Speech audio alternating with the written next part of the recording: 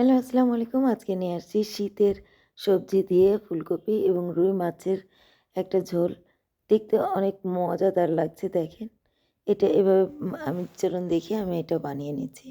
১ম এ নিয়েছি রুই মাছ, লবণ হলুদ দিয়ে মেখে রেখে দিয়েছি ১০ মিনিট। এর ভিতরে অন্য প্রিপারেশন করব।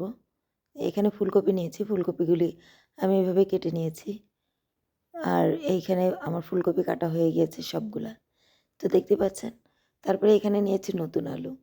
যেহেতু শীতের সবজি দিয়ে তো এখানে নতুন আলুগুলি আমি ভালো করে ছিলে নিয়েছি, ছোটোগুলি নিয়েছি। ছোটোগুলি নেওয়ার চেষ্টা করবেন, তাহলে এটা ভালো লাগবে। তারপরে এখানে আমি মাছ যেটা মাখিয়ে রেখে দিয়েছিলাম, আমি ফুলকপি, আলুও আমি লবণ হলুদ দিয়ে মেখে রেখে দিয়েছিলাম। তারপরে এই আলুগুলা দিয়ে দিলাম, তারপরে দিয়ে দেবো ফুলকপি। তো আমার কড়াইটা অনেক বড় ছিল।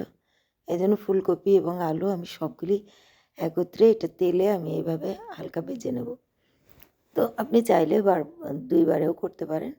তা আমি একটু আ এইভাবে দেখেন আমি পেঁয়াজ কলিও দিয়েছি। যেহেতু শীতের সবজি এজন্য পেঁয়াজ কলিটা দিয়ে দিলাম।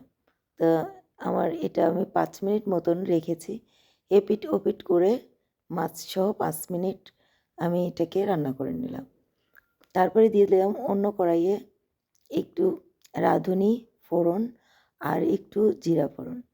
তা এখানে আমি মশলা ব্যবহার করব আরেকটা। ঝটপট মশলাগুলি দেখে নিই টমেটো, রসুন, আদা, পেঁয়াজ আর হলো ধনেপাতার যে ডাঁটিটা ওটা আর হলো কাঁচামরিচ সবগুলি বেটে নিয়েছি। বেটে এখানে দিয়ে দিলাম। তারপরে এখানে আমি দিয়েছি বেসিক মশলা, লাল মরিচ গুঁড়া, হলুদ গুঁড়া আর হলো ধনে গুঁড়া। তারপরে এই মশলাগুলিকে ভালোভাবে আমি কষিয়ে নিচ্ছি। যতক্ষণ না মশলা থেকে তেল বের হবে, ততক্ষণ আপনি এই মশলা কষাতে থাকবেন। দিয়ে দিলাম লবণ। তারপরে এই যে দেখেন, আমার মশলা কিন্তু কষানো হয়ে গিয়েছে, তেলটা ছেড়ে দিয়েছে মশলা। তারপরে এখানে দেখেন ওই যে কড়াইতে আমি ভেজে রেখেছিলাম, একে একে দিয়ে দেবো। ১ম এ মাছ দিয়ে দিব।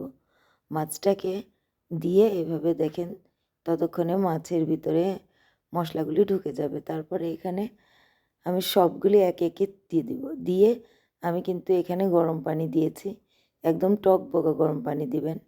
তাহলে মাছের যে ঝোলটা এটা কালারটা সুন্দর আসবে এবং খেতেও কিন্তু চেঞ্জ হবে না কালারটা।